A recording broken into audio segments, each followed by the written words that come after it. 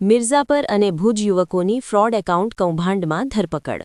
પશ્ચિમ Kutch Bhuj cyber cell cyber ફ્રોડના mule account કૌભાંડમાં 2 આરોપીઓને ઝડપી લીધા છે.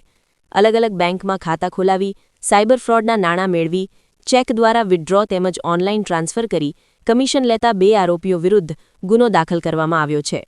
પોલીસ અધિકારીઓની સૂચના મુજબ સમન્વય પોર્ટલ પરથી મળેલી માહિતીના આધારે તપાસ કરતા પ્રકાશ ખીમજીભાઈ બારોટ, રહેવાસી જૂની રાવલવાડી, રામદેવ પીર મંદિર પાસે ભુજ અને ભાવેશ હીરજીભાઈ ગરવા, રાધાકૃષ્ણનગર ફકીરવાડી, મિર્ઝાપુર પોલીસ ચોકીની બાજુમાં રહેતા આ 2 યુવકો સાયબર ફ્રોડમાં સંકળાયેલા હોવાનું બહાર આવ્યું છે.